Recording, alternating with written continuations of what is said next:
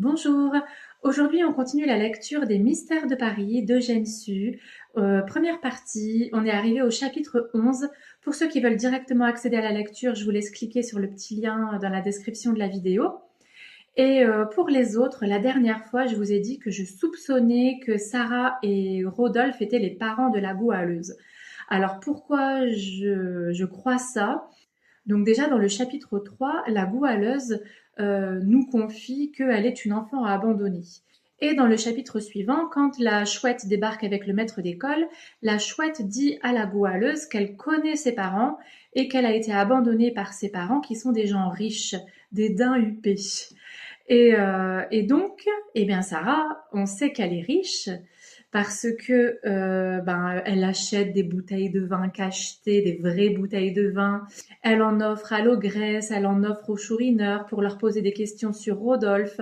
Elle a un fiacre aussi, donc là c'est pareil, il faut de l'argent. Elle habite une belle maison, etc. Et ensuite, c'est pareil, Rodolphe, il a de l'argent aussi. On nous dit qu'il est habillé en ouvrier, mais en fait, il n'est pas habillé comme un vrai ouvrier, il est plutôt déguisé en ouvrier. On nous dit qu'il a deux chemises, un vrai ouvrier, il en aurait qu'une, qu'il a une veste. Je suis pas sûre qu'un ouvrier puisse avoir une veste à l'époque. Qu'il a une veste, qu'il a une chemise rouge. La teinture rouge était très chère à l'époque. Qu'il a des boutons en argent, c'est pareil, c'est très cher que la veille, il avait une paire de souliers, que là, il a une paire de bottes, donc il a deux paires de chaussures. Pareil, à l'époque, je suis pas sûre qu'un simple ouvrier pouvait s'acheter deux paires de chaussures, donc il est très riche. Ensuite, il paye les dettes de la goualeuse, hein, c'est pas rien, il y avait une sacrée somme à payer, il les a payées comme si de rien n'était. Et pourquoi est-ce qu'il aurait payé les dettes de la goualeuse s'il ne pensait pas que c'était sa fille? Pourquoi est-ce qu'il est si attendri par son histoire? Pourquoi est-ce qu'il lui demande est-ce que tu pardonnerais ta mère si tu l'as retrouvée? Des choses comme ça. Je pense que quand le chourineur et la goualeuse sont tombés sur lui quand il se battait dans la ruelle à côté, je pense qu'il ne sortait pas de chez Bras Rouge, hein. Il a l'air de pas savoir du tout qui est Bras Rouge. Je pense qu'en fait, il était en train d'enquêter, de surveiller la goualeuse pour vérifier si c'est bien elle, etc. Et qu'en fait, il était dans le coin pour enquêter sur elle et vérifier que c'était bien sa fille, qu'il n'était pas là par hasard. Et alors, si Sarah est vraiment sa mère et que c'est une femme riche, pourquoi est-ce qu'elle l'aurait abandonnée? Parce que la chouette dit ta mère. Alors c'est bizarre parce qu'elle dit ta mère était riche, mais elle dit aussi ta mère n'avait plus assez d'argent pour t'acheter à manger, donc elle t'a abandonnée. Si elle est riche, elle a de l'argent pour lui acheter à manger, ça n'a pas de sens. Mais par contre, à l'époque, une femme avoir une relation en dehors du mariage et tomber enceinte en dehors du mariage, c'est pas cool du tout, surtout dans une famille riche où ça peut nuire à la réputation de la famille, etc. Ça ne se faisait pas. Elle aurait été rejetée par sa famille, elle aurait été déshéritée, elle aurait pas pu en fait. Je pense qu'elle a eu une aventure avec Rodolphe, qu'elle a découvert une fois que Rodolphe était reparti qu'elle était enceinte, qu'elle n'a pas pu le prévenir et qu'elle a été obligée de cacher sa grossesse et son accouchement et qu'elle a été obligée d'abandonner l'enfant pour ne pas être abandonnée, rejetée par sa propre famille. Après, j'espère qu'elle ne savait pas qu'elle allait finir chez la chouette et être maltraitée à ce point-là, hein. J'espère qu'elle croyait qu'elle l'a confié à quelqu'un de bien. Parce qu'on a aussi la chouette quand elle attaque Tom et Sarah avec le maître d'école, qui insiste bien sur le fait qu'elle n'a pas de bague, que personne ne l'aime. Donc on insiste bien sur le fait que Sarah n'est pas mariée. Et donc c'est pour ça que je pense que peut-être elle a eu un enfant en dehors du mariage et que c'est pour ça qu'elle a été obligée d'abandonner la goualeuse. Rodolphe ne devait pas le savoir. Il a dû l'apprendre là 16, 17 ou 18 ans plus tard. Et une fois qu'il l'a su, il s'est mis à la recherche de sa fille. Et il est sur le point de découvrir, enfin de vérifier que c'est bien la goualeuse parce qu'il a des soupçons sur le fait que ce soit la goualeuse. Et je pense que c'est pour ça qu'à un moment donné, il dit cette pauvre goualeuse qui a vécu dans la misère, etc., pendant que sa mère était heureuse et profitait du confort, du luxe, des richesses. Et je pense que c'est pour ça peut-être qu'il veut pas parler à Sarah, il lui en veut en fait d'avoir abandonné l'enfant et c'est pour ça qu'il veut pas lui parler. Enfin voilà, c'est une supposition. Je trouve qu'on nous a donné plein de petits indices, plein de petits trucs. Alors peut-être que je les ai pas bien remis dans l'ordre, peut-être que je suis complètement à côté de la plaque. Comme quand je croyais que la goualeuse et le chourineur étaient de mèche pour faire un guet-apens contre Rodolphe. Peut-être que je suis complètement à côté de la plaque. Et vous, qu'est-ce que vous en pensez? Vous êtes arrivé à peu près aux mêmes conclusions que moi, ou alors vous avez l'impression que je me trompe complètement aussi, comme pour le chourineur et la goualeuse? Ou vous pensez que je suis sur une bonne piste? Qu'est-ce que vous en pensez? Allez, de toute façon, on vérifie ça, on continue la lecture. Chapitre 11, les souhaits. À ce moment, Rodolphe dit au cocher qui avait dépassé le village de Sarcelles. Prends le premier chemin à droite, tu traverseras Villiers-le-Bel, et puis à gauche, toujours tout droit. Puis s'adressant à la goualeuse. Maintenant que vous êtes contente de moi, Fleur de Marie, nous pouvons nous amuser, comme nous le disions tout à l'heure, à faire des châteaux en Espagne. Ça ne coûte pas cher, vous ne me reprocherez pas ces dépenses-là. Là encore, je pense qu'il dit: « Et si vous étiez riche, qu'est-ce que vous feriez avec votre argent ?» C'est pour vérifier s'il lui annonce qu'il est riche et qu'il est son père, est-ce qu'elle serait raisonnable en devenant propriétaire d'une grosse somme d'argent, en fait. Bon, il est peut-être pas riche, mais en tout cas, il est plus riche qu'elle. Est-ce qu'elle dilapiderait tout son argent ou est-ce que elle pourrait être raisonnable? Je pense que là encore, c'est un indice en plus pour moi. Non, voyons, faisons votre château en Espagne. D'abord le vôtre, Fleur de Marie. Voyons si vous devinerez mon goût, monsieur Rodolphe. Essayons. Je suppose que cette route-ci, je dis celle-ci parce que nous y sommes. C'est juste, il ne faut pas aller chercher si loin. Je suppose donc que cette route-ci nous mène à un charmant village très éloigné de la grande route. Oui, c'est bien plus tranquille. Il est bâti à mi-côte et entremêlé de beaucoup d'arbres. Il y a tout auprès une petite rivière. Justement, une petite rivière. À l'extrémité du village, on voit une jolie ferme. D'un côté de la maison, il y a un verger, de l'autre, un beau jardin rempli de fleurs. Oh, je vois ça d'ici, monsieur Rodolphe. Au rez-de-chaussée, une vaste cuisine pour les gens de la ferme et une salle à manger pour la fermière. La maison a des persiennes vertes. C'est si gai, n'est-ce pas, monsieur Rodolphe? Des persiennes vertes. Je suis de votre avis. Il n'y a rien de plus gai que des persiennes vertes. Naturellement, la fermière serait votre tante. Naturellement. Et ce serait une bien bonne femme. Excellente. Elle vous aimerait comme une mère. Bonne tante. Ça doit être si bon d'être aimé par quelqu'un. Et vous l'aimeriez bien aussi? Oh, s'écria Fleur de Marie en joignant les mains et en levant les yeux au ciel avec une expression de bonheur impossible à rendre. Oh oui, je l'aimerais, et puis je l'aiderai à travailler, à coudre, à ranger le linge, à blanchir, à serrer les fruits pour l'hiver, à tout le ménage, enfin. Elle ne se plaindrait pas de ma paresse, je vous en réponds. Le matin, attendez donc, Fleur de Marie, êtes-vous impatiente que je finisse de vous peindre la maison? Allez, allez, monsieur le peintre, on voit bien que vous avez l'habitude de faire de jolis paysages sur vos éventails, dit la goualeuse en riant. Petite babillarde, laissez-moi donc achever ma maison. C'est vrai, je babille, mais c'est si amusant. Monsieur Rodolphe, je vous écoute, finissez la maison de la fermière. Votre chambre est au premier. Ma chambre! Quel bonheur! Voyons ma chambre, voyons. Et la jeune fille se pressa contre Rodolphe, ses grands yeux bien ouverts, bien curieux.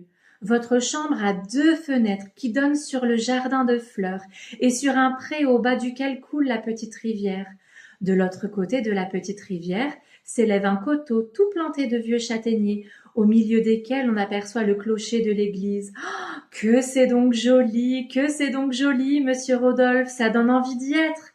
3 ou 4 belles vaches paissent dans la prairie qui est séparée du jardin par une baie d'aubépine, et de ma fenêtre je vois les vaches parfaitement. Il y en a une qui sera ma favorite, n'est-ce pas, monsieur Rodolphe? Je lui ferai un beau collier avec une clochette, et je l'habituerai à venir manger dans ma main.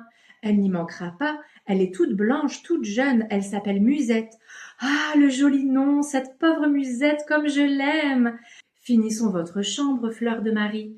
Elle est tendue d'une jolie toile perse avec les rideaux pareils. Un grand rosier et un énorme chèvrefeuille couvrent les murs de la ferme de ce côté-là et entourent vos croisées, de façon que tous les matins, vous n'avez qu'à allonger la main pour cueillir un beau bouquet de roses et de chèvrefeuilles. Ah, monsieur Rodolphe, quel bon peintre vous êtes! Maintenant, voici comme vous passez votre journée. Voyons ma journée. Votre bonne tante vient d'abord vous éveiller en vous baisant tendrement au front. Elle vous apporte un bol de lait bien chaud parce que votre poitrine est faible, pauvre enfant.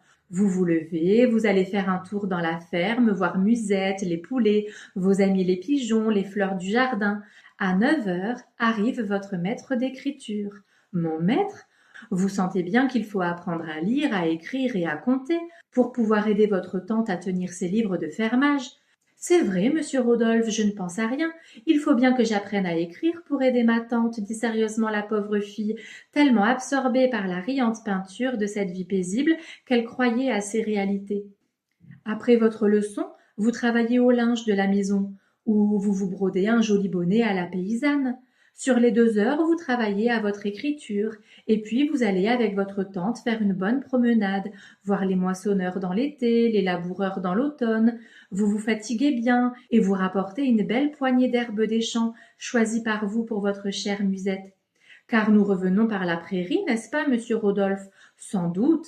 Il y a un pont de bois sur la rivière. Au retour, il est, ma foi, bien 6 ou 7 heures. Dans ce temps-ci, un bon feu bien gai flambe dans la grande cuisine de la ferme. Vous allez vous y réchauffer et causer un moment avec les braves gens qui soupent en rentrant du labour. Ensuite, vous dînez avec votre tante. Quelquefois, le curé ou un des vieux amis de la maison se met à table avec vous. Après cela, vous lisez ou vous travaillez pendant que votre tante fait sa partie de cartes. À 10 heures, elle vous baise au front, vous remontez chez vous, et le lendemain matin, c'est à recommencer. On vivrait 100 ans comme cela, monsieur Rodolphe, sans penser à s'ennuyer un moment. Mais cela n'est rien. Et les dimanches et les jours de fête? Ces jours-là, monsieur Rodolphe? Vous vous faites belle, vous mettez une jolie robe à la paysanne, avec ça de charmants bonnets ronds qui vous vont à ravir. Vous montez en carriole d'osier avec votre tante et Jacques, le garçon de ferme, pour aller à la grand-messe du village. Après, dans l'été, vous ne manquez pas d'assister avec votre tante à toutes les fêtes des paroisses voisines. Vous êtes si gentille, si douce, si bonne ménagère. Votre tante vous aime tant, le curé rend de vous un si bon témoignage que tous les jeunes fermiers des environs veulent vous faire danser, parce que c'est comme cela que commencent toujours les mariages. Aussi, peu à peu, vous en remarquez un et... Rodolphe, étonné du silence de la goualeuse, la regarda. La malheureuse fille étouffait à grand-peine ses sanglots. Un moment abusée par les paroles de Rodolphe, elle avait oublié le présent, et le contraste de ce présent avec le rêve d'une existence douce et riante lui rappelait l'horreur de sa position. Fleur de Marie, qu'avez-vous? Ah, monsieur Rodolphe, sans le vouloir, vous m'avez fait bien du chagrin. J'ai cru un instant à ce paradis. Mais, pauvre enfant, ce paradis existe. Tenez, regardez. Cocher, arrête. La voiture s'arrêta. La goualeuse releva machinalement la tête. Elle se trouvait au sommet d'une petite colline. Quel fut son étonnement, sa stupeur! Le joli village bâti à mi-côte, la ferme, la prairie, les belles vaches, la petite rivière, la châtaigneraie, l'église dans le lointain, le tableau était sous ses yeux. Rien n'y manquait, jusqu'à Musette, belle génisse blanche, future favorite de la goualeuse. Ce charmant paysage était éclairé par un beau soleil de novembre. Les feuilles jaunes et pourpres des châtaigniers les couvraient encore et se découpaient sur l'azur du ciel. « Eh bien, Fleur de Marie, que dites-vous? Suis-je bon peintre? dit Rodolphe en souriant. La goualeuse le regardait avec une surprise mêlée d'inquiétude. Cela lui semblait presque surnaturel. « Comment se fait-il, monsieur Rodolphe? Mais, mon Dieu, est-ce un rêve? Ça me fait presque peur. Comment? Ce que vous m'avez dit? Rien de plus simple, mon enfant. La fermière est ma nourrice, j'ai été élevée ici. Je lui ai écrit ce matin de très bonne heure que je viendrais la voir. Je peignais d'après nature. « C'est vrai, monsieur Rodolphe, dit la goualeuse avec un profond soupir. Chapitre 12. La ferme. La ferme où Rodolphe conduisait Fleur de Marie était située en dehors et à l'extrémité du village de Bouqueval, petite paroisse solitaire, ignorée, enfoncée dans les terres et éloignée d'Écouen d'environ 2 lieues. Le fiacre, suivant les indications de Rodolphe, descendit un chemin rapide et entra dans une longue avenue bordée de cerisiers et de pommiers. La voiture roulait sans bruit sur un tapis de ce gazon fin et ras dont la plupart des routes vicinales sont ordinairement couvertes. Fleur de Marie, silencieuse, triste, restait malgré ses efforts sous une impression douloureuse que Rodolphe se reprochait presque d'avoir causée. Au bout de quelques minutes, la voiture passa devant la grande porte de la cour de la ferme, continua son chemin le long d'une épaisse charmille et s'arrêta en face d'un petit porche de bois rustique, à demi caché sous un vigoureux cep de vigne aux feuilles empourprées par l'automne. Nous voici arrivés, Fleur de Marie, dit Rodolphe. Êtes-vous contente? Oui, monsieur Rodolphe. Pourtant, il me semble à présent que je vais avoir honte devant la fermière. Je n'oserai jamais la regarder. Pourquoi cela, mon enfant? Vous avez raison, monsieur Rodolphe. Elle ne me connaît pas. Et la goualeuse étouffa un soupir. On avait sans doute guetté l'arrivée du fiacre de Rodolphe. Le cocher ouvrait la portière lorsqu'une femme de 50 ans environ, vêtue comme le sont les riches fermières des environs de Paris, ayant une physionomie à la fois triste et douce, parut sous le porche et s'avança au-devant de Rodolphe avec un respectueux empressement.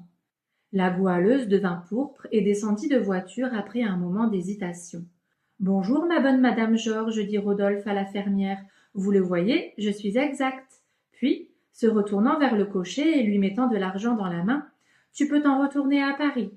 Le cocher, petit homme trapu, avait son chapeau enfoncé sur les yeux et la figure presque entièrement cachée par le collet fourré de son carrick.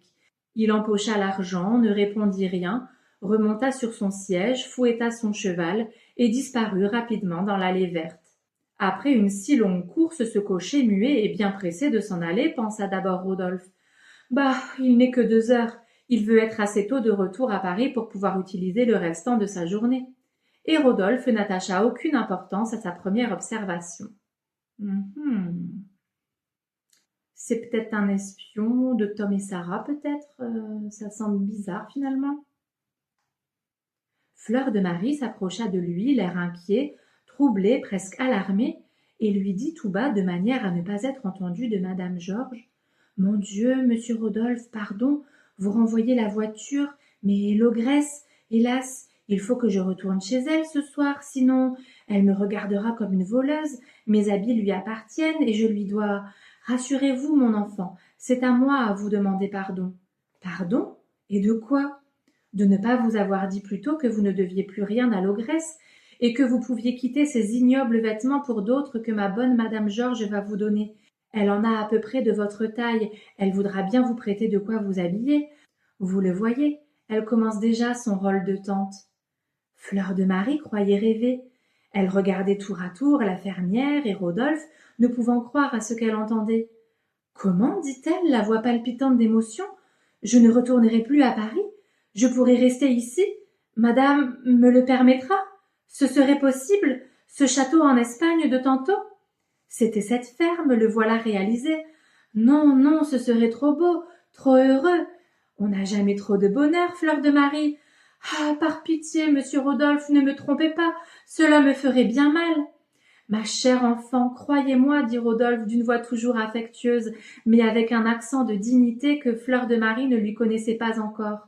Oui, vous pouvez, si cela vous convient, mener dès aujourd'hui auprès de madame Georges cette vie paisible dont tout à l'heure le tableau vous enchantait.